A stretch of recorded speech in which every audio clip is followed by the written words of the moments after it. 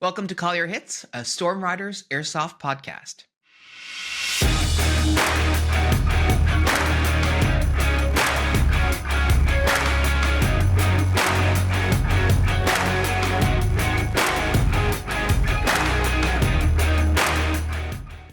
Thanks for joining us, everyone.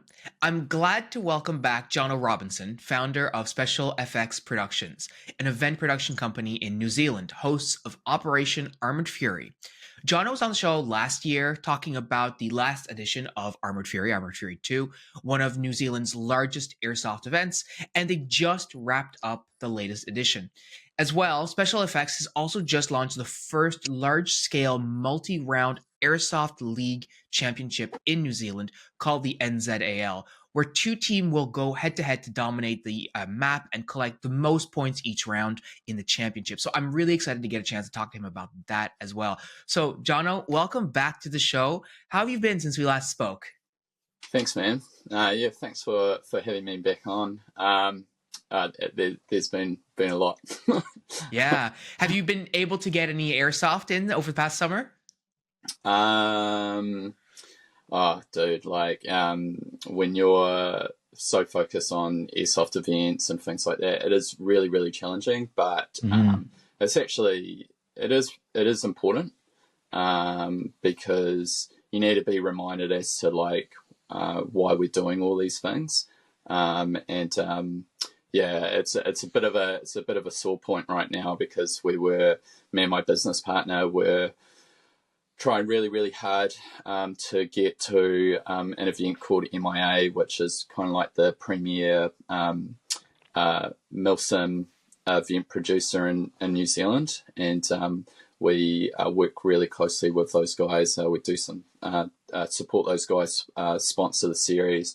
But that series is kind of like our excuse to go play airsoft. Mm-hmm. And they were hosting their latest round, which is actually in just under a week's time, and we were hoping to be there for that one so we could finish up with running our last event, get away for a couple of days, go play some airsoft until we start kind of gearing up for our next event that we're doing. But just with trying to juggle everything, we just couldn't make it happen. So it's and knowing that it's it's literally, what are we, Monday now? It's literally like 4 days away, and some guys have already headed down for it.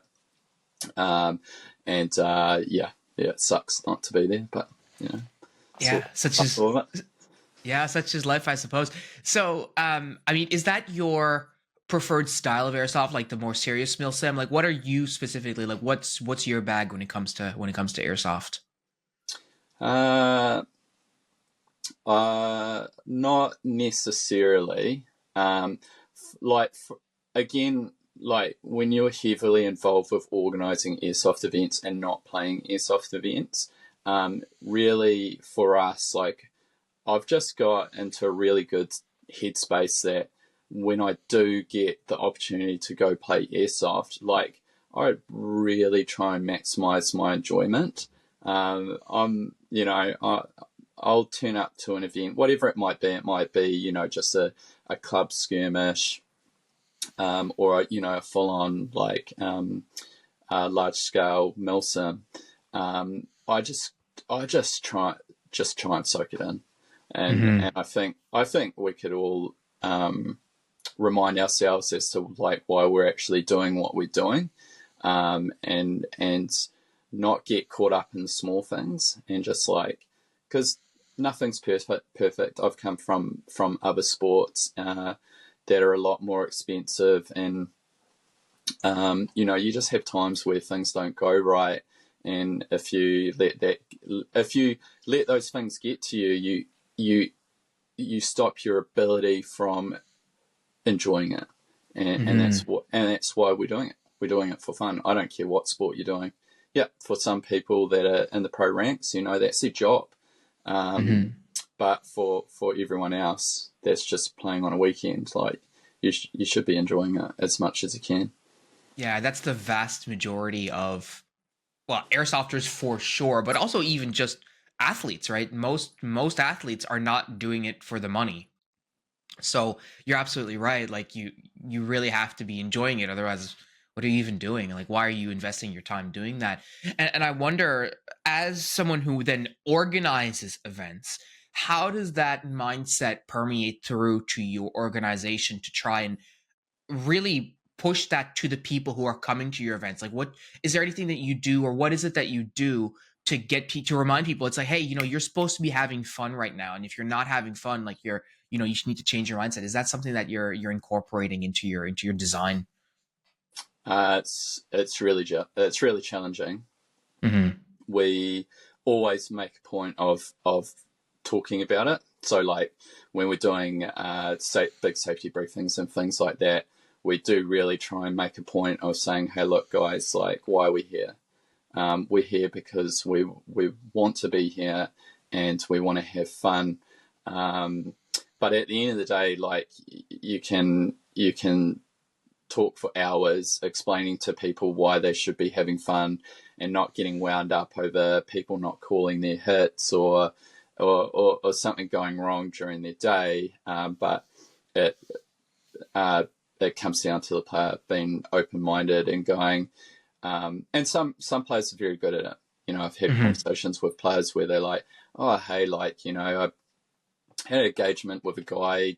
He didn't call his hit. It was really, really obvious. But you know what? I just shrugged it off. I didn't worry about it because I was there to have fun. So, yeah, it was a little bit disappointing, but it wasn't a big deal. Whereas you'll come across another player and it's completely ruined their day. And they're very vocal about it. And from an organisation standpoint, it's very challenging. Mm-hmm. Everyone needs to feel important, and we need to understand that even though we might think it's a comical thing and it's not something that someone should be getting wound up about, at the end of the day, if they're coming to us and they are wound up about it, we just need to make sure that they're getting heard and do our best to find the best outcome for that. But Mm-hmm. hey, at the end of the day, when you're dealing with large groups of people, and they all have individual attitudes towards the game, it is just I'd describe it as impossible. Mm-hmm. But at the same It, time, I think you guys do something really, really smart, and you said something really, really salient, which is that every player needs to feel important. But I remember from our last conversation and sort of in the lead up to the show, we were talking like you guys do an amazing job at providing those opportunities for each player to feel like, oh my God, like I'm having this amazing experience because of, well, I mean, firstly, like the the tanks that you guys have, like the pyro, the Bofors cannon. I remember from our conversation last time, that's super loud, like taking the player out of their mind, really, and forcing them into this environment where, oh my God, stuff is happening and I'm a part of it, right? Which I think is such a, I mean, it's an amazing thing, and I think many airsofters are looking for that at their events. And you guys already do that, baked into the nature of the production value of your events. I know that you were mentioning in the lead up to this, that you had a specific way this year for players to like engage with pyro specifically on a more individual level. Is that did yeah, I understand that correctly? yeah, yeah, yeah. So the so basically we'll run an event, and we'll sit down afterwards, and we as the producers are the most critical, and we Mm-hmm. know every fiber of that event, like inside and out. And I'll be wandering around, but we are micro analyzing absolutely everything about that event. So afterwards, we'll sit down, and I'll have a whole list of things that I might not be happy about, or there's things that I can clearly see just need to be changed and things like that. So, and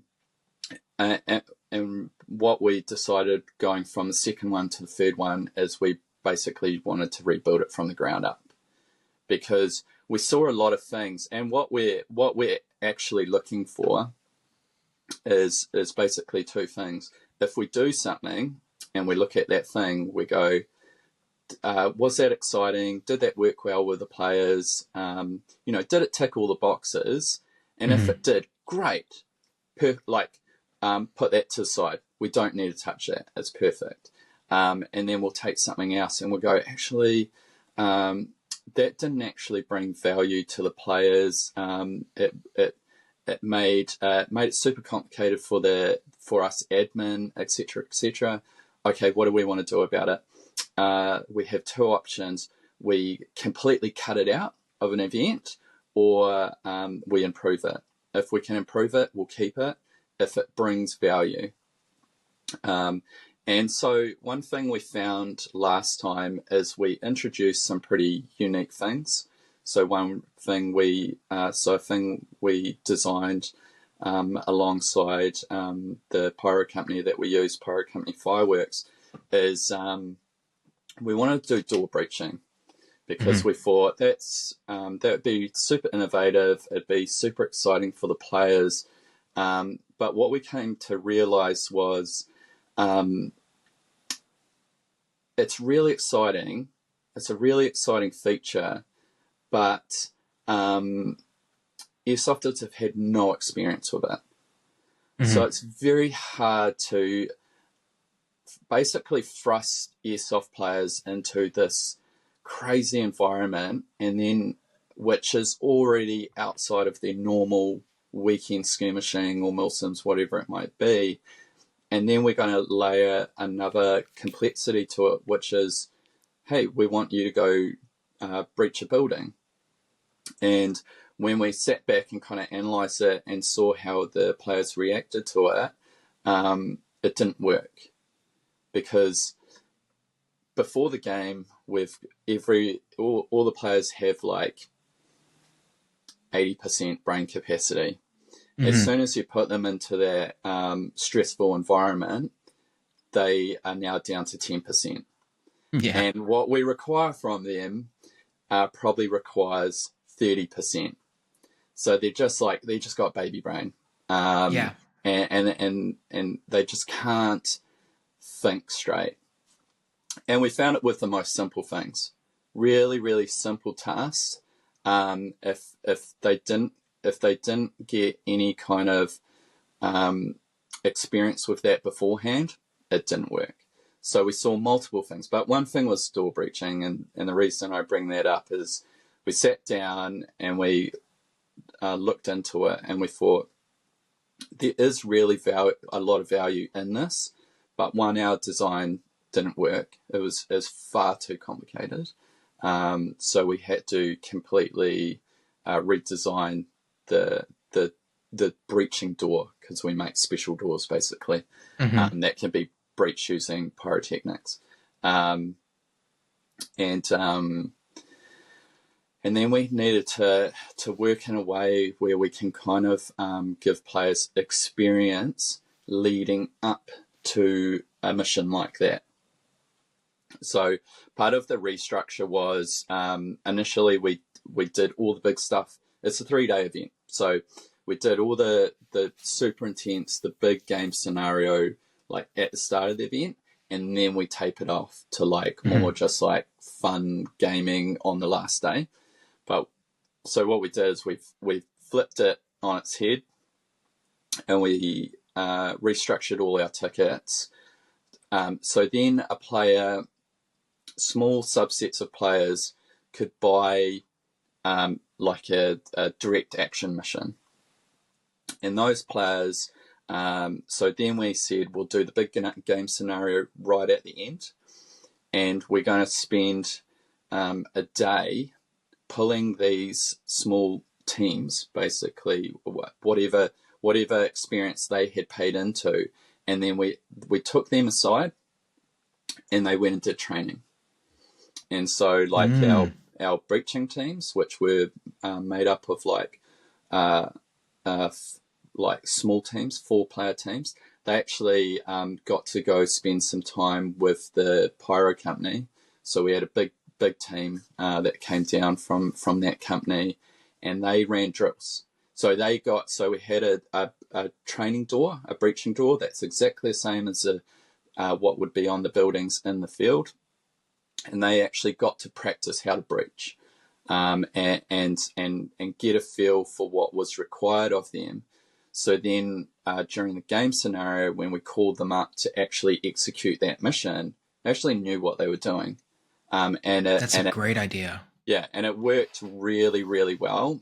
And it all worked into also, so they were buying an experience. So part of that experience was like getting to work with pyrotechs, like professional pyrotechs, doing training, doing their own individual like mission, like standalone mission briefs, etc., and then going out during the big game scenario where everyone's out on the field and they're out there doing this very specific mission and executing that mission and doing it really, really effectively.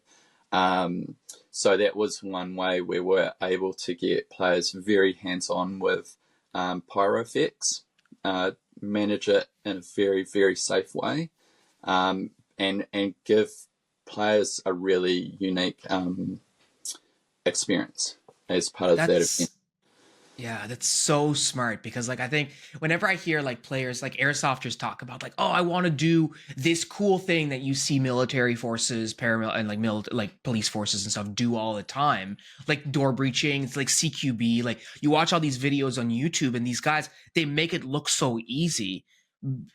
And it looks easy because they have thousands of hours of doing it over and over and over. So you see guys be like, oh, he just stuck the thing to the door, blew it up, and everyone ran in. Everyone can do that. It's like, no, you need a lot of training to get to that point.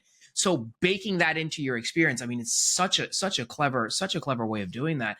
I'm curious though, how do you manage, because of course, like it's still pyro, right? It's still dangerous. There's a lot of safety, like management that needs to go into that. How do you, or how did you, I should say, incorporate that into a game in the way that for the players still made it feel like realistic and important, and not, well, I had this thing, but of course like people had to be so far away and like there was never any risk, or like to make, how did you make it feel real as part of the event for the people going on this mission?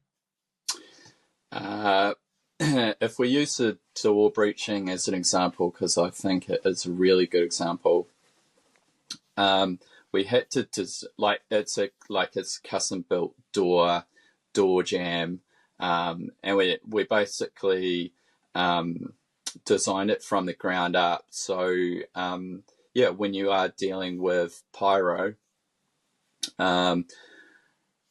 this is like, these are the things you can do when you use professionals, because like my experience with pyrotechnics is at a very low level. Like our experience in certifications is very, very low. So it's like, well, hey, like we think these things will be really, really exciting. Like I don't even know how we would do that, barring obviously people that decide to go the retail fireworks pathway, which don't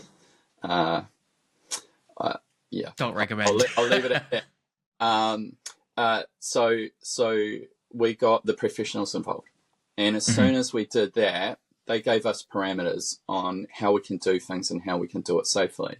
So when we're designing the store, like we're sitting down with those guys going, well, hey, like this is what we want it to look like. Like how can we do that so a player can interact with it, so they feel like they're getting to do it, but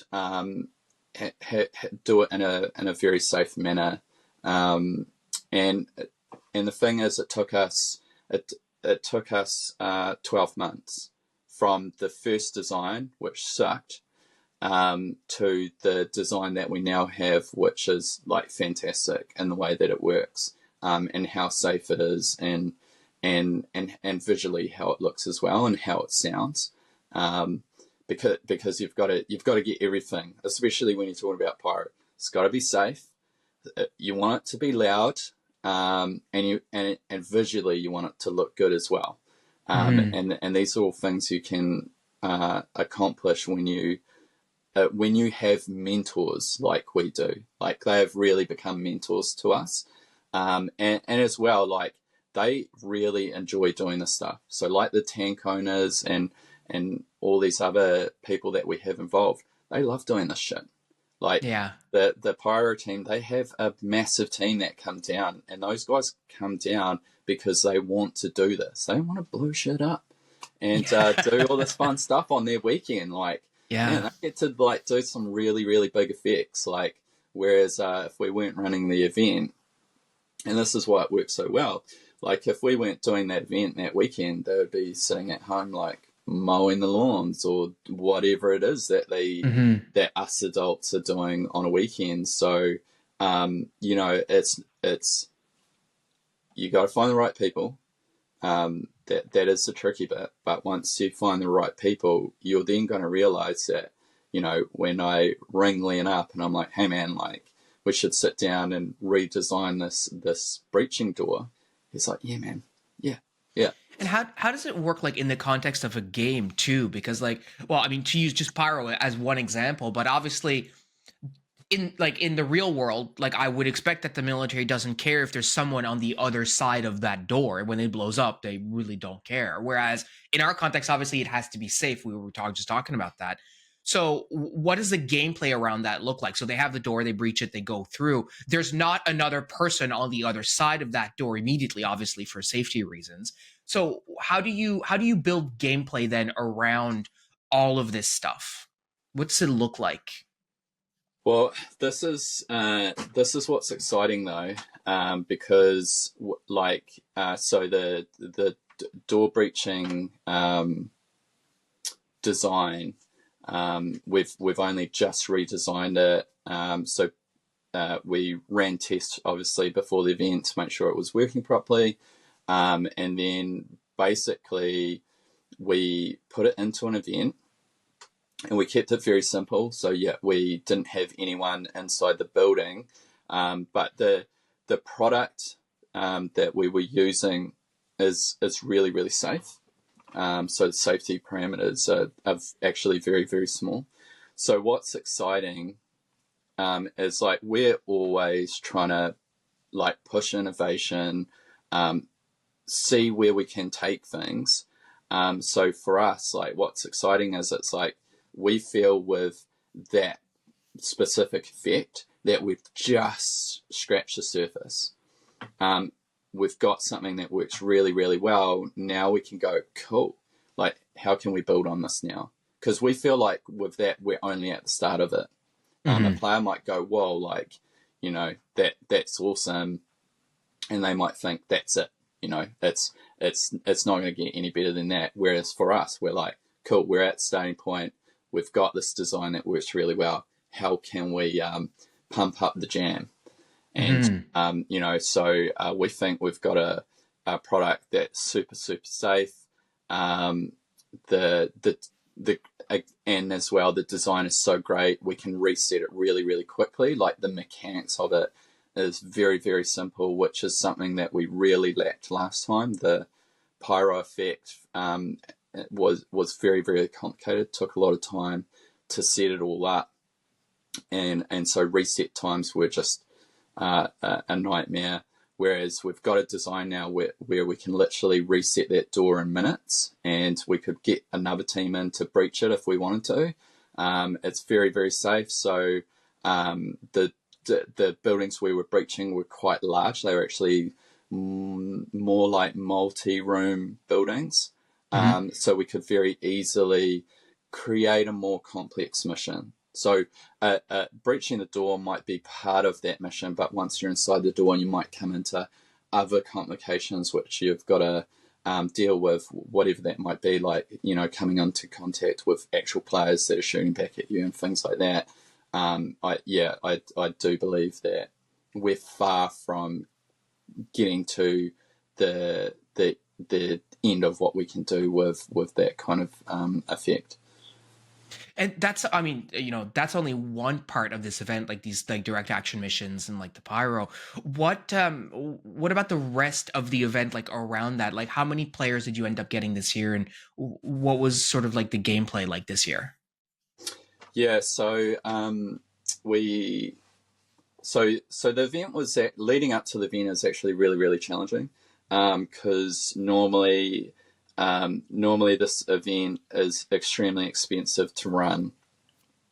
So our overheads are just like ginormous. And like the economy in New Zealand at the moment is basically everyone doesn't have as much money to spend. Mm-hmm. So we had a situation where player numbers were down, and at that stage we were basically like, well, we can't fulfill our budget, so I don't know what we're going to do here. So it's another huge learning curve for us, which ended up actually being awesome because it gave us a challenge, and the challenge was we need to rebuild this event so the overheads aren't as large. Mm-hmm. But basically, if we can't, like, we're all about hosting players. Like, we are there to accommodate players for 3 days. It's not like, hey, like you turn up, you operate out of your car in your tent for 3 days, and we basically don't give a shit about you until you're on Mm-hmm. the field. That's not how we approach things. We approach things as soon as someone turns up, we want to make sure that they're well accommodated and things like that. And that's part of what makes these kind of events expensive, because we invest money into that. So we just had to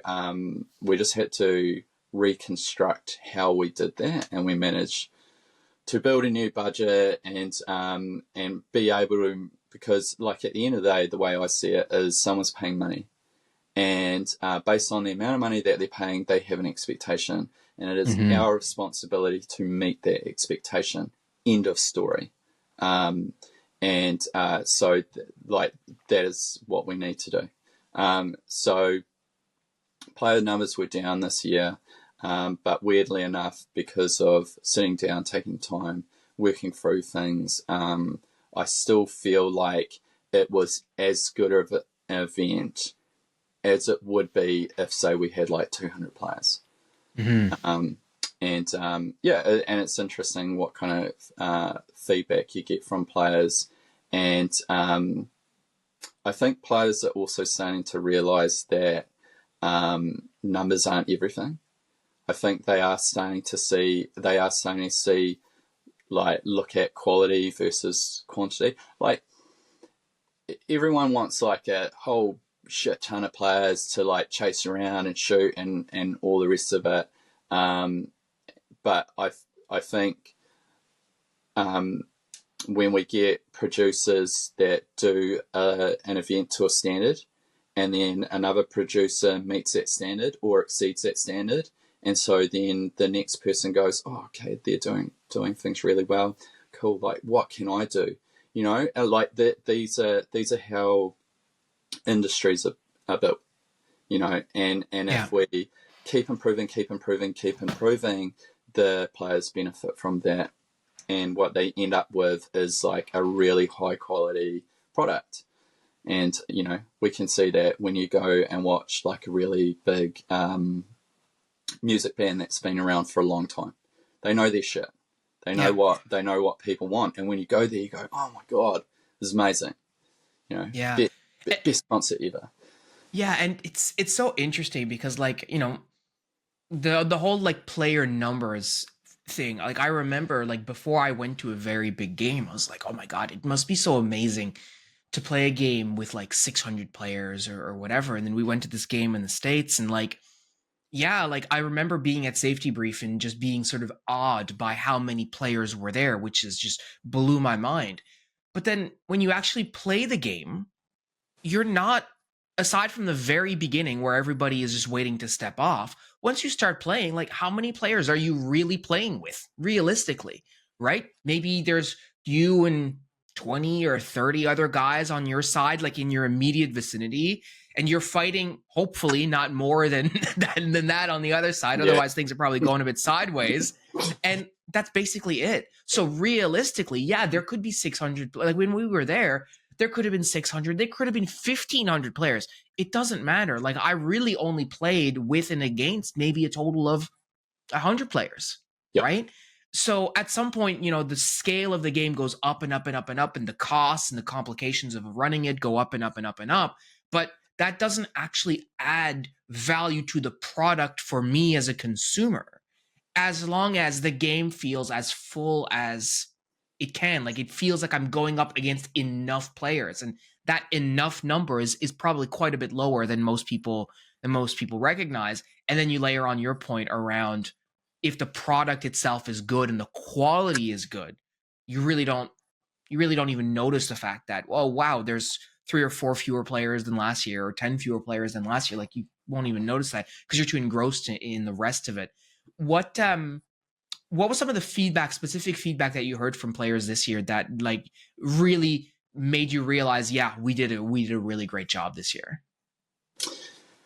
Well, every event producer is going to get some really humbling feedback, and then some shit ones as well. Mm-hmm. And that's Yeah. all part and parcel of it. And hey, like, if you can't handle unreasonable comments, you're not a person to do airsoft events. It's impossible. But you just got to, like say, always listen to what people are saying and give them your time. Like, some of it, it is completely unreasonable. And sometimes a little bit petty, but it is what it is. Like, in their mind, they just want to be heard, and we're there to make sure that they are heard, whether we think their concerns are legitimate or not. But an interesting thing. So the great thing for me, having not as many players as we had last time, is I am only one person. I can only cope with so many people requiring my time throughout an event. So when there's less players, I have more time to give them. I'm not running around like a headless chicken, like trying to deal with all these players, and so because, like, I want to give everyone as much as my time as I can. And yeah, absolutely, if you come to me at the wrong time when I'm doing something that's really, really has a time constraint with it, I might be. And we actually, one thing that we say to players is, like, hey, if someone yells at you, don't be offended, because we kind of have, like, we have how do I explain this? But degrees. This is how we explain it. If someone is able to give you a softly spoken response, it means that we have time, and we have distance. And this is a bit of a pyro term, which is like time and distance. If you have less time and less distance, it means things are getting more dangerous, and people's how they speak to you might be elevated. And if there's no time and no distance, people are going to yell at you. And don't be offended if they yell at you. It's because they require you to stop what you're doing then and there for your own safety. Yeah, exactly. And that's, and we, and because it's really, it's just human nature, right? When someone has been a little bit stern with you, or short or abrupt or whatever it might be, you do take it a little bit personally. So we try really hard just to be like, hey guys, like, there's stuff here that's dangerous. We have time critical things. We have like this year, we actually ran the event, the main game scenario, over 2 different AOs. And for everyone that doesn't know what an AO is, it's the area of operation. And I've come to realize that seems like 50% of people have no idea what I'm talking about when I say AO. So basically we ran it over 2 different airsoft fields, and we were using vehicles and the Little Bird helicopter to make that logistically work. So some things are hard to manage, and there's not a lot of time. But one bit of feedback that someone gave us, because there were lower numbers than usual, they said, "Oh, it feels really intimate." And I know that's a interesting way of describing it, but I understood what he meant. And I said, that's really awesome, because it means that we're all like super comfortable. We're all having a real nice time together. And that was, and this is coming from a dude that's got a big beard and all the rest of it. And he goes, "Oh, it just feels real good. It's got a great vibe. It feels intimate." And I'm like, for me personally, I'm like, that's really cool. And it was just a really organic response coming from someone. So I'm like, dude, like, could be worse. Yeah. could be like, this is shit. Yeah. And like you were saying at the start, like, it's so important for the player to feel like, I am important. Like, this is, you're the hero in your movie. And so when you're feeling like, hey, you know what, this is a more intimate experience, like, I feel they get more time with you specifically, or the admin and stuff, that makes you feel more important, so that it helps you achieve that goal, not necessarily in the way that you perhaps intended initially, but it still helps you get there, right? The people are like, I feel more important because there were fewer numbers. I'm so lucky to have been part of this more closed group, I guess. What about, a thing that's been being talked about in our Discord right now, just for you to know, is helicopters, right? People are talking about helicopters. I had a conversation with one of our community members a little while ago, who is a helicopter pilot himself as a career, and we were talking about the logistics, about how it's a bit of a nightmare, and airsofters don't have any concept of, they just think a helicopter flies in, picks people up, and goes off, and that's how easy that is, which is not the case. How did you incorporate the helicopters into, and you were talking about logistically between the two fields, like, how did you incorporate that into your gameplay and into your story?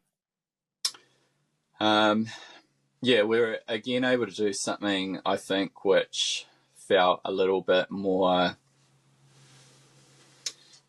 like, I think sometimes, like, you can try and create things and they just end up being real dorky. Because what it actually requires is like a fair amount of acting, and where 90% of us can't get in that headspace to pull it off properly. Sometimes we'll give it a crack and it just comes across really, really bad. So I've been very cautious with how we kind of do things, that we don't force people to get into positions where they really have to act things out. But the direct action missions worked really well.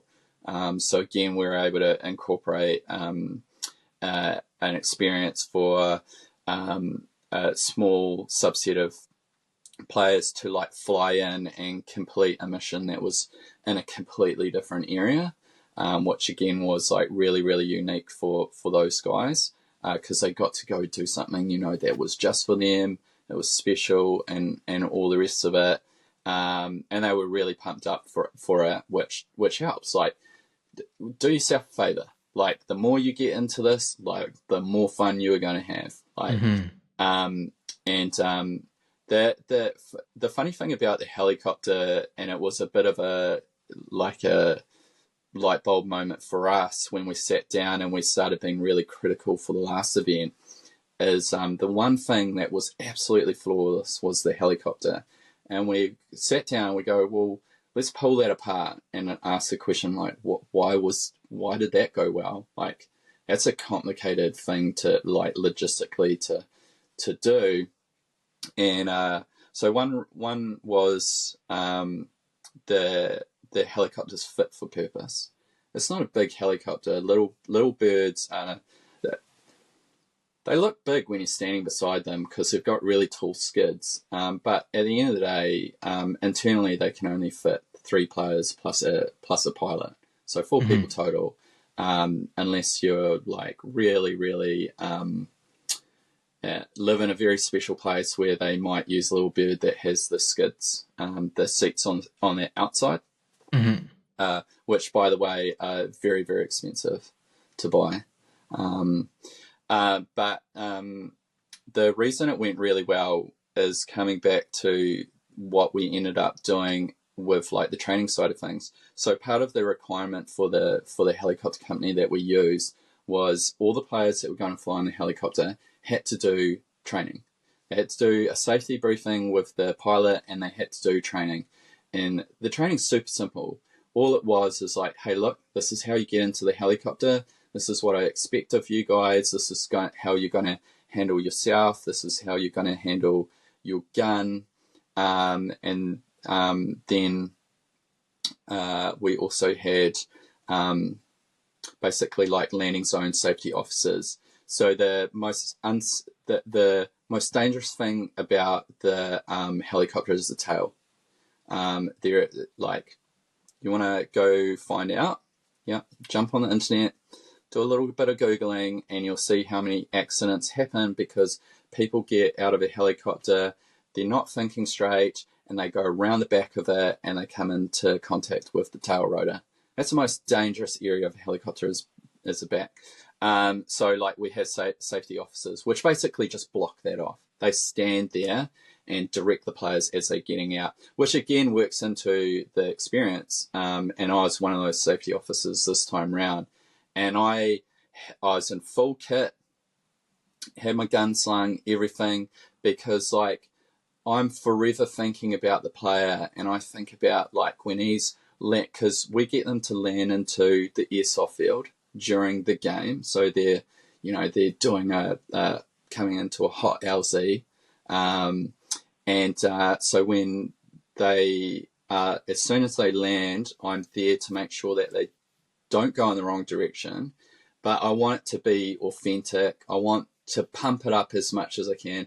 We use smoke grenades to mark the LZs and things like that. Like we put a lot of detail into it, which is nothing complicated. Popping a smoke grenade and putting it on the ground like 30 seconds before the helicopter lands is not complicated. Mm-hmm. Having all my kit on, yelling at the guys, getting them into the right headspace. None of this is complicated, but it just adds to the whole experience. So because of those parameters that we put into the helicopter, the first time we did it, so smooth, like not a fault, couldn't fault the entire thing. And that's when we realized, oh, there's something in there. Oh, it's because we introduce all the players to the helicopter, get them familiar with it, so then on the day they're not freaking out mm-hmm. and kind of stumbling around and falling out of the helicopter, and because their brains at now down to 10%, like they're actually pretty calm. It feels familiar. They're high on adrenaline, and we have parameters in place, obviously, just make sure that nothing goes wrong. But I think if you can afford to do it and logistically you can make it all work, I think it's a really cool experience to be able to provide people. What was the rest of the event like in terms of the gameplay? Do you did you have a team winner? Like, how did the actual game itself end up going? Like, what was it good engagements, good battles like throughout the entire event? Like, how did your players just enjoy the let's call it the quote unquote normal airsoft gameplay? Yeah, so the great thing for us, again, unique to us, is we invested a huge amount of money into the skirmish system. So I don't know if you know much about that. But so what that meant is the baseline game scenario is essentially Conquest. That's like literally one of the most basic ways that you can use the skirmish system. But what we realized about the skirmish system is it always gives you an objective. You always have something to do. Like if you've played, capture the flag or conquest domination, any kind of game format like that on, like video game wise, you always have something to do. Like the game has not finished until it's finished. Like there is always a capture point to capture or one to defend, whatever it might be. And skirmish has just recreated that for airsoft, and it's a game changer. Like it really is. Like we did a lot of research. We spent a lot of money getting it here from the States, and so we were very, very nervous the first time we used this. We were testing the system, and the feedback we got from players using the skirmish system the first time went way beyond the best case scenario that I had in mind. And I made a point of going out and playing as well. And I was like, yeah, it's such a tough one. I feel like if you were somehow able to market the skirmish system in a way without players using it, like if you could somehow package that up into some sort of like marketing thing, like it would be everywhere. It would literally be, everyone would be using it. It's just that good. Yeah, it like blew my mind, so it motivates players so much that we now, as part of our safety briefing, we have to tell players that, hey, the system makes you super competitive, it makes you super motivated, but hey, look, like we don't do short form 5-minute games. This is like, we do long duration, large scale, skirmishing. If you want to look at it like that, like you need to take time. Like the system just motivates players well beyond what they're physically capable of doing. And we have a briefing, like that's part of our briefing, like, hey, look, like I have to actually pre-warn you, you guys need to chill out. Like you've got 2 hours, okay? They're like, so just like take your time, do not burn yourself out, because that's exactly what we found. Like it, and for me as well. Like I was like, well, like I need to slow down. Like I'm getting gassed out, because you just always got something to do. Whereas, and it's so it relieves so much admin. That was the biggest thing for us. It took all the admin out of it.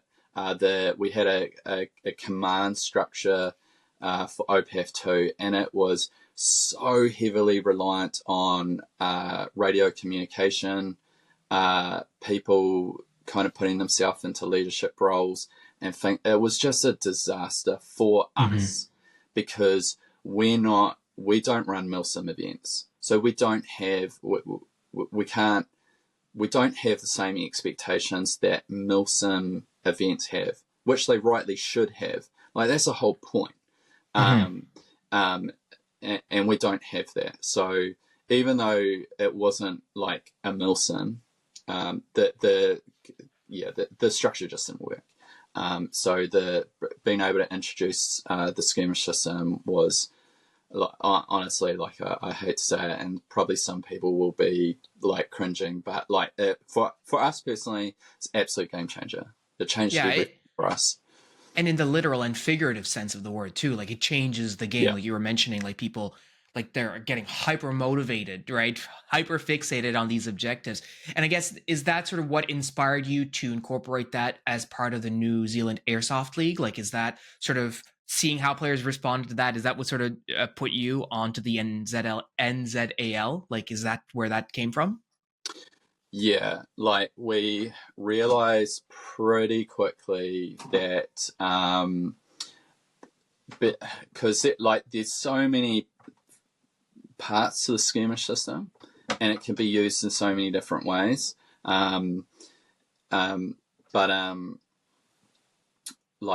part of it is it's an automated point scoring system. Like that's one of the fantastic things about it, is like everyone's wearing their skirmish wristbands, they're interacting with all these devices, and it's logging points to each individual players, and then with the skirmish system, we were able to take it a step further, and we were able to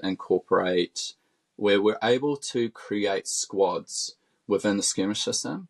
So then it would consolidate individual players' points based on the squad that they were within.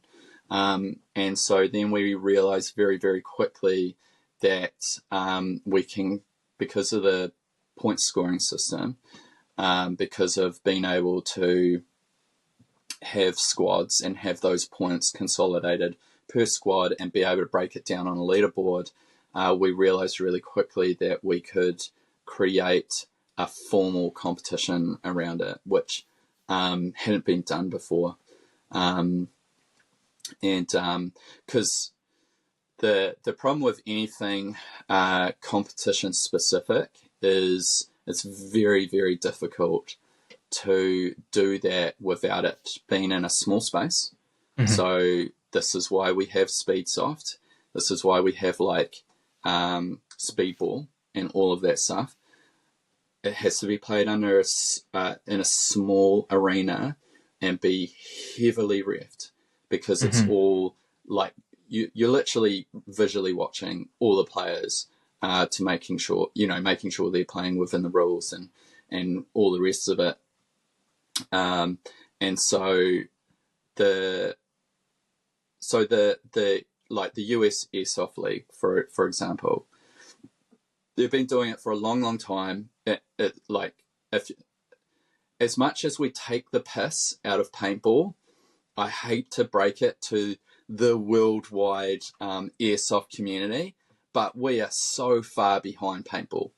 Mm-hmm. It sounds crazy to say that, and people will probably be super angry that I'm saying this right now. But hey, don't get mad at me.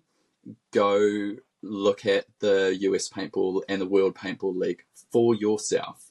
It's a multi-million-dollar industry, and it's paintball. Yeah, they have full-time pro players, and they have not just a pro division, they have multiple divisions.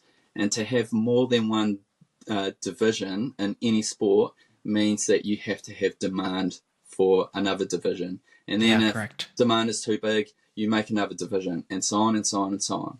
So I'm like, hey, hate it, love it, hate it. It's like they're doing it, and they're generating millions and millions of dollars. And it's the way they have to do it's complicated. It's so admin heavy. It's crazy. So with the skirmish system, it automates a huge amount of that. So we still have a ratio of marshals that are watching things. And one comment that always gets made to me is, hey, now that you've got this league, there's you've now got skin in the game, and that's just going to elevate cheating. And kind of my response to that is, well, hey, we had cheating even before there was formal competitions. And so what you're actually describing is human nature. And for some of us, we're cheaters. And for others, we play by the rules. And that's always going to be a thing, no matter what. You could be playing for peanuts or be playing for $200,000. You're always going to have to mitigate that. And hey, that's our responsibility.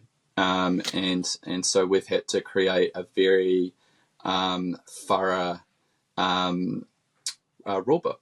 Yeah. Because and again, we had to sit down and figure out what that would even look like, because no one's done that before. Yeah, and it's that comment is so funny, because I'm like, you just look at any pro sports. I mean, in Canada, we're fond of hockey, right? Ice hockey. Mm-hmm. They have a penalty box that players go to when they break the rules. Now, some players break the rules on accident, right? Yeah. So you trip someone you didn't mean to, whatever. And then sometimes they literally drop their gloves and punch the other guy in the face, right? That you can't be more on purpose than that. Sometimes they both drop their gloves and agree to fight, right? Which is insanity. But regardless, these are players who know the rules and actively decide to break them, right? And so nobody goes, well, I mean, there's skin in the game, so obviously there's going to be more cheating. Yeah, Yeah, human nature. It's exactly what you talked about. And so I think, Mhm. like, how do you build a structure around that? Well, in sports leagues, they have that figured out, right? I talk about hockey in the penalty box, and in global football, they have, the cards. You get a yellow card, right? Like, you can deal with that. Understanding now that it's going to happen, you can build structure around it, and somehow I think airsofters feel like, oh well, there should be no cheating. Yeah, I agree. There should be no cheating. It shouldn't be a thing, but it is going to happen. So what do you do when it does happen? So you mentioned like the idea of like building a league rule book. What were some of the particularities that you had to wrap your head around for the league? Um, well, that's the thing. Like, when I like, I'm a hands-on person. I like doing stuff. I don't like sitting down and producing. I think it's like 25 pages long for our specific one. But hey, like I think the paintball league. I think there's like 52 pages or something.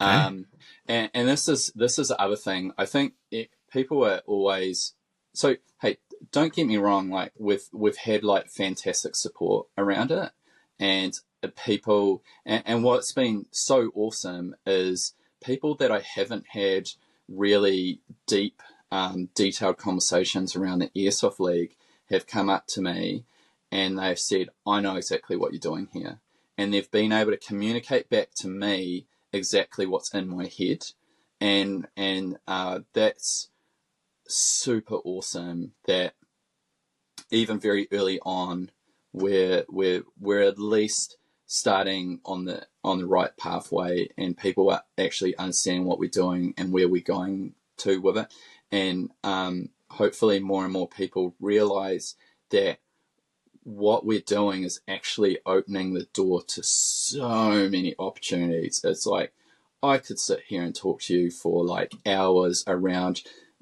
the door that this opens, which has been well locked shut.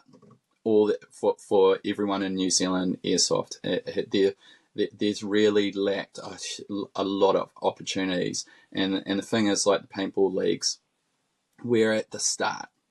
So yeah, we're years behind what those guys have created, but they started in the same place, the Mm-hmm. exact same place. You go look at the history of paintball and how the league started, exactly the same position.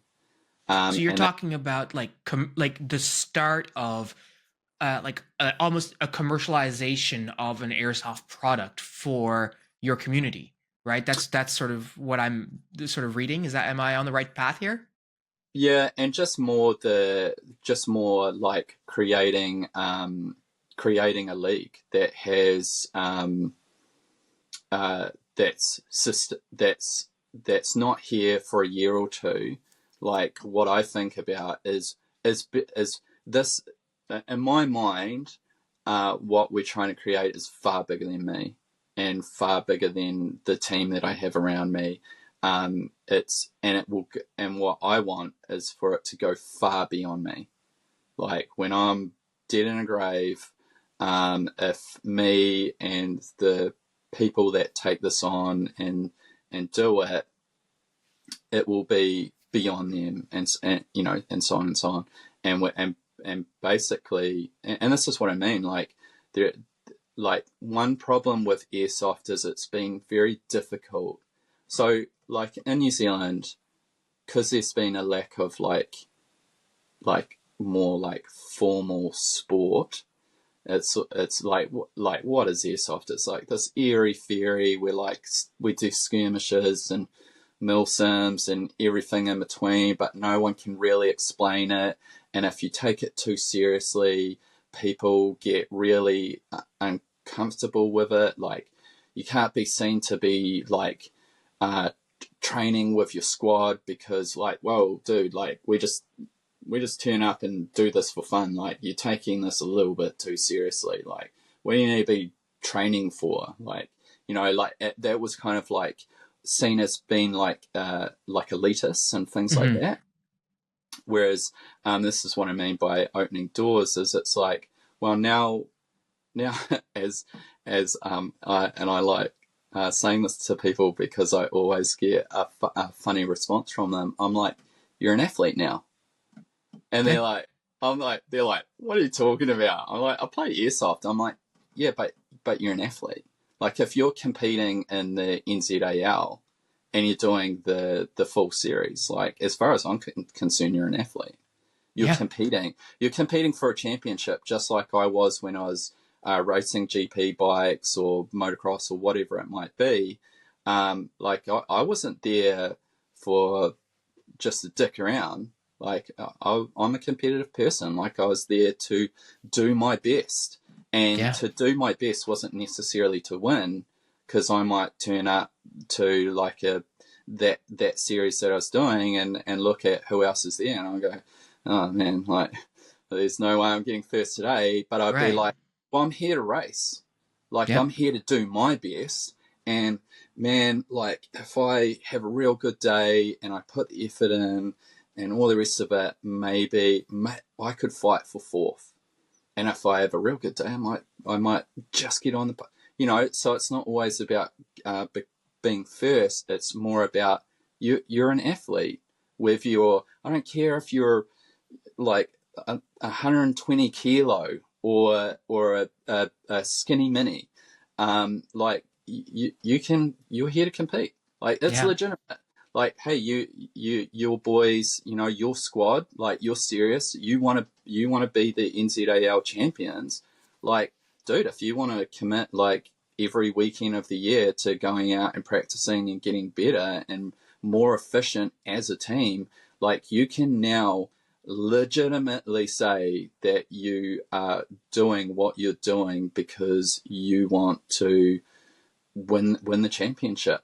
And all of a sudden, out of nowhere, that's completely acceptable. Whereas like before the inception of the NZAL, you would be a bit weird.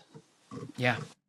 Yeah, I mean it's such a salient point. Like I remember the first time that like I was talking to someone about, and it was about running, and they referred to me as an athlete, and I was like, no, I'm not an athlete. What are you talking about? They're like, okay, so you don't take time out of your day to practice to improve at something so that you can turn up and compete, and you have specialized equipment, and maybe you have a plan that you follow or stuff that you do, like drills that you do to get better at the thing that you've chosen.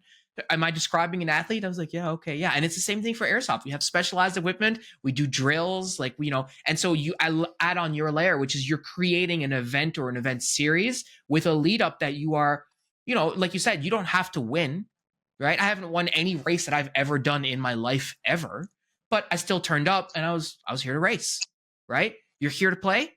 You're an athlete, and I think it's so, what you're saying is so smart, because it also changes the discourse. Like you said, like it's hard for people to explain what airsoft is to people who don't do it, right? Yeah. Most people will say, oh, it's just like paintball. That's typically what people will Mm-hmm. say about airsoft. It's just like Yeah. paintball, right? I had this conversation with my insurance company that did it. Like, so what's airsoft? Oh, it's just like paintball, right? As opposed to being able to say, hey, well, it's a competitive sport, and there's a championship and all this kind of stuff, which is what you will eventually be able to say, or what you are able to say about the NZAL. And so yeah, that's a very um, it's a very visionary way to look at it, and very future thinking, like, because it's not where it is today, it's where it's going to be in 2 years, 5 years, 10 years, or what have you. When does this start, and what are your sort of plans for the sort of the longevity of it? Like, do you have a trophy made already? Well, dude, it's man, and this is why things have been so busy, because it's just a wild ride. Um, like we didn't actually have plans to run the championship this year. Basically, this year was like, hey, look, let's run a pilot event. So we ran a pilot event in January, um, and this was another funny thing is so January in New Zealand is summertime. Mm-hmm. That event, the first day was great, and so this is another thing. So these are all, and this goes back to like the OPAF event. So for the NZAL, like we treat it as a competition, and when I was racing bikes, when you're doing these races, like, first day is like registration and practice, and then the following day is your main racing day. And so we treat it exactly the same, because the series is played all over New Zealand. So it's going to be played at different fields that have different geography, different, you're going to be unfamiliar with it. And this was another, I found quite a amusing bit of feedback was, if you take it to a field, the players that play there will have, home game advantage, and should they really be competing? And I'm like, stop you there. That happens in every sport, no matter what. And that is all part of it. That is why there is a term, home game advantage. And you know what? And the advantage in certain sports is literally psychological. It's nothing physically different for a competing team. It can be just purely psychological. But as well, like, hey, yeah, absolutely. Like, that is a real thing. There are going to be players that are very familiar with their field, just like I'm very familiar with mine. So the way that we mitigate those advantages is we have a practice day. And it's just a full day where every single player gets out there, they get themselves familiar with the field, where all the capture points are. So then they can, and, again, playing with their team, they can really fine-tune things over the course of that day, and hopefully into the night as well. They go back to, in the evening, they strategize and figure out how they're going to do things for the following day. And then, they have a better opportunity the following day. Like, we feel like it's like, give everyone as much time as we can over the course of an event to be playing at their peak. So then when it matters the most, they are like athletes at their best. Mm-hmm. And will get the best out of them. Might not be their personal best. They're just having a bad day, like I've had a bad day. Shit just doesn't go well. But at least they can walk away and go, hey, look, like, we gave it our best shot. We had every opportunity to do it. Didn't take the win. We learnt a lot. And then they take all of that back with them, and they think about the next round, like any sport. Yeah. Sorry, I kind of lost track on what we were actually talking about. No, but I think that, it's such a, man, it's such a visionary way of looking at it, because I think, you airsofters just get caught up in the cool guy military, like, milsim, you've got to take it so seriously mindset a lot of the time, that I think not many airsofters are looking to approach game organizing in this way, thinking about it like, no, because it's interesting. I think there's a lot of people who waffle between a language around, is airsoft a hobby or is airsoft a sport, right? I think you see that people, like, they can't decide which it is, right? And people, even myself, will change which word they use depending on the tone they want to convey about what it is that they do. Whereas for this, you're just like, no, it's a sport. What does it mean to be a sport where it means all this stuff? Like, I think your point about a home team advantage is so smart. I mean, it's like, yeah, that's sports. You've just described sports, right? So it's such a different way to get people talking and thinking about airsoft, which, one of the doors that I see this opening, and I'm sure you've seen this too, but it's like, when you look at it as a sport, this opens the door to other partners that maybe have never been interested in airsoft before, looking at this and going, oh, so I can, just as an easy example, like, oh, I can sponsor a team. It's like, yeah, you can. And I mean, it's not that airsoft companies don't sponsor teams. They certainly do. But, like, what about, this could be any company at all. Like, it could be a sports betting company. It could be, a coffee company. I don't know. Like, it could, I could see in Canada, we have Tim Hortons sponsoring like an airsoft, like, team. Like, I don't know. But yeah, that's such a, yeah, it's a different way of approaching airsoft. What has the community thought of that in New Zealand so far? Like, how have you been marketing it to them, and what has their response been like? It was definitely, when we first launched it, it was definitely interesting because we're really taking a different direction. And I think airsoft has in New Zealand always been a particular thing for such a long time that um, we had some people that are, it just depends what someone wants out of airsoft. Some people just want it to be the same. They don't want it to change. And the interesting thing is, sometimes people think that we're somehow changing what they'll be doing at a weekend game. And the reality is, if you're not interested in the New Zealand Airsoft League, you don't have to change a thing. You can stay in your bubble and forever be in the environment that you want to be in. But hey, like in the world of social media and things like that, and at the end of the day, me and my business partner, who's also named Jonno, just to really mess with people, we've had to. Hey, we've like at the end of the day, we've rustled feathers before. We'll ruffle feathers again. Because anytime you're really trying to push things forward, it makes people uncomfortable. So it was definitely a mix. And dude, we had just like simple things like, oh, they're making a Speedsoft League, and I'm like, don't know where you got that from. I know where you got that from is because you heard league and airsoft within the same sentence. And the thing is, like, when we launched it, we had like all the information on our website, and like we would get comments like, oh, it's Speedsoft, and I'm like, you obviously didn't go on the website and have a look. And you know, again, we were very careful because we didn't want to get trapped, and we didn't want to think we were building something that actually ended up getting pigeonholed into a Speedsoft format. Like that's not what we want to do. Speedsoft is Speedsoft. We want Speedsoft to be Speedsoft. We don't want to mess with that. We want it to be its own thing. What we wanted to create was what I play, which is large scale skirmish for the most part. So when we built the structure for the NZAL, it had to stay true to that.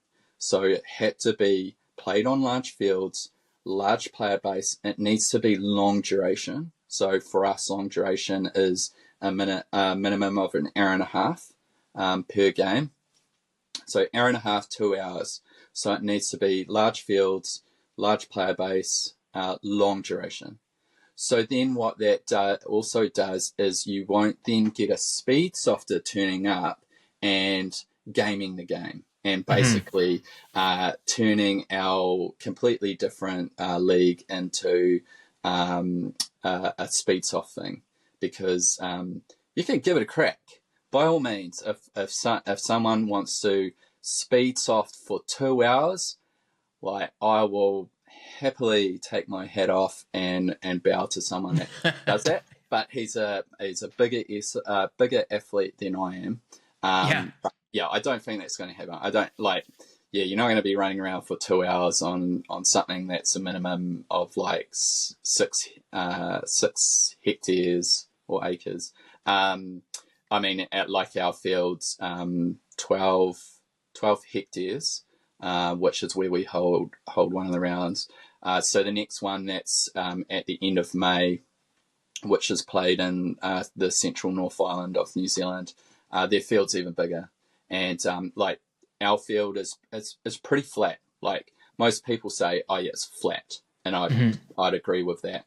Whereas the next round, the second round that we are hosting, is it's in a valley, but like both sides of the valley are part of the field, and they have like trails that go right up, like in these I don't want to call them cliffs, but there's there's huge elevation changes, and again, you're not going to be running around for 2 hours doing that. Again, we pre-warn people, hey, you need to take your time. You're going to gas yourself out. I don't want to deal with medical situations. Yeah. If you just went too hard and gas yourself out after half an hour. Yeah, so sorry, coming back to your original question, which was, we didn't intend on doing the championship this year. We wanted to basically build it and be talking to all the sponsors and which again, like a brand new we've got a lot of sponsors that we have relationships with through doing OPAF and other things, but like that's irrelevant now. So that's our experience, yes. But now I sit down with these companies and I have to pitch this completely new thing that even for those guys is completely new.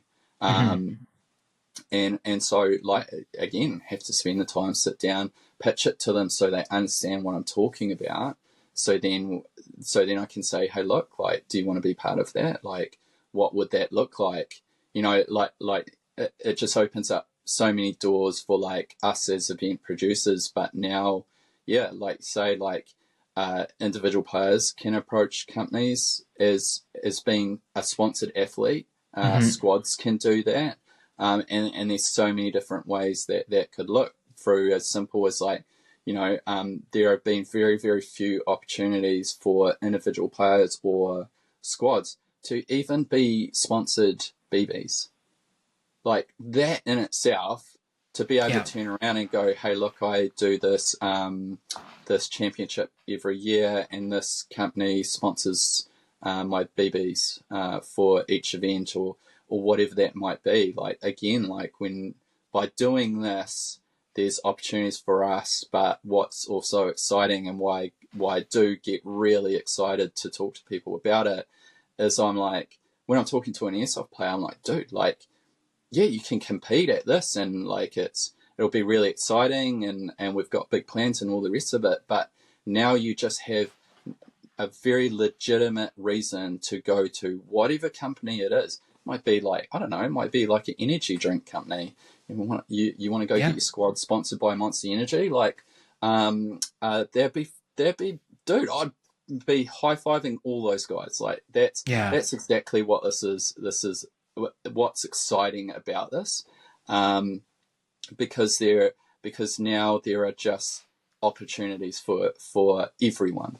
I mean, and I have to tell you, Jonno, like talking to you about this kind of stuff, your energy is just, it's so contagious, and it's energizing for me, because speaking to you, it's like everything is possible through conversation. Whatever you want to build, start having conversations with people who you think could be helpful, and build that partnership with them to help develop what you're doing. And I have to tell you, as a result of the conversation we had last time, that inspired me to reach out to people in our community and like businesses and stuff to say, hey, I'm doing this event. Do you want to be part of this?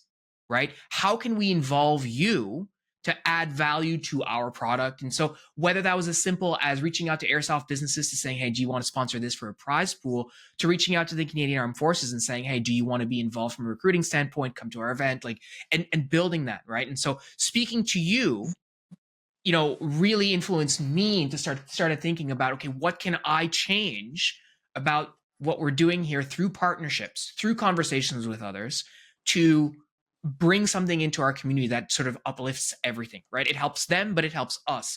And I think I really, you know, I really appreciate conversations with you, because every time I talk to you so far, well, it's twice. I'm going to say it's happened twice. So that means that it happens every time, but it's like everything is possible, right? Everything is possible. You just need to think about how are you going to make that happen with other people. You can't do it yourself, right? But in conversations with others, you can sort of think about what you want, and then make that happen. And I really do appreciate that. And I love that you're doing that for your community, and for the, you know, your message that you said a little earlier, you know, when you're dead in a grave, they're still doing this, and that's not for you that you did that. That's for other people. So, you know, I really appreciate the conversation today, and I love your perspective, and it motivates me to. I'm just thinking in my mind of like, how could we do like a Canada Airsoft League, but our country is so massive that I was like, maybe we'll just pick a few provinces and start there instead. But yeah. I really like appreciate that feedback, because uh, one thing I do say is, you're only as good as your last event. Ego has no place here, because if you start getting a big head, everyone will just think that you're a dick, and you're not there for the right reasons. But I always just remind people that I'm just I call myself an idiot, basically, is how I describe it, and because I am an idiot and I get plenty of things wrong, but I just say to people, hey, look, like at the end of the day, it was me and my best mate, where we think the same, and we had an idea, and we just took that idea and we went and like the inception of what we have done so far. The inception of that is two good friends had a conversation or had an idea, playing Battlefield, I think, one night, like completely random, and we'd done some small stuff before that, just small club stuff, nothing substantial. But we had an idea, we knew a couple of people, and the challenge was simple. You go talk to that person, I'll talk to the other person. If they come back to us and say that they want to get involved with this idea, then we'll give it a go.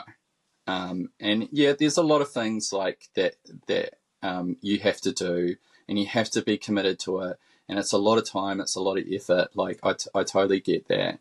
And that's hard to manage sometimes. But I call myself an idiot because I think there are a ton of people that are way smarter than me, way smarter than my business partner, that could themselves do fantastic things. And so we don't think we're special whatsoever. We're just like super pumped to be able to do what we're doing. Like that's the thing. Like this is like airsoft stuff. Like this is, whether you want to call it a hobby or a sport. Like we're just like we are just super fortunate to be able to do this right now. I don't know what the future holds. The world might completely turn to shit, but as of right now. And the thing is, like, if the world does turn shit, and we can't do this anymore, what we're going to do is we're going to go, oh, dude, like, you know, when things were still good, like, we got to do some cool stuff. Like, yeah, exactly. And we'll always have that versus like, oh, no, it's too complicated or it's too hard, and just poo-poo the idea. Like, we just got stuck in, got it done. And if we only get to do it for, you know, a short amount of time, like, it's super soaked. But if we can create something like the Airsoft League that goes far beyond like ourselves, and the thing is, like, when you say, oh, maybe there's something we could do over in Canada, I'll tell you right now is exactly what we think about.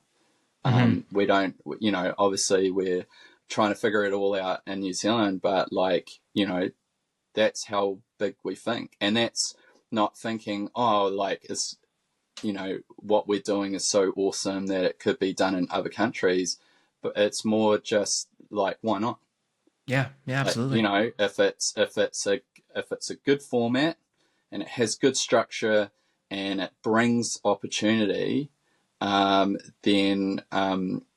that's how sports and leagues and things like that can be played in multiple countries. And then so long down the track, then you have a World Cup.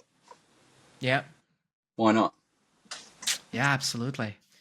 Yeah, and that's, I think, if nothing else, Jonno, I think you're not ever going to be like, even if, you know, if everything does go to shit, you won't be left wondering sort of what if, right? Because you'll be able to look back and say, you know, look at all these things. And I love your description. It's like, well, there's so many other people who are probably smarter, right? Who are capable of doing this kind of stuff, but they're not the ones doing this. You are, right? So at the end of the day, at least you can sort of have your nose clean and look back and like, these are all the things that we've done. And it's been awesome, or some, and some of it has not been awesome. Some of it has been challenging, but we learned, we grew, and we at least tried to do something. And you mentioned, ruffling feathers, and for some people who are very much like wanting to stay in their status quo, having someone come in and try and disrupt things is not really comfortable. But that's how things progress and grow and change into the leagues that we have today, that we all look at the National Hockey League, or you look at FIFA. Like, that all started somewhere, right?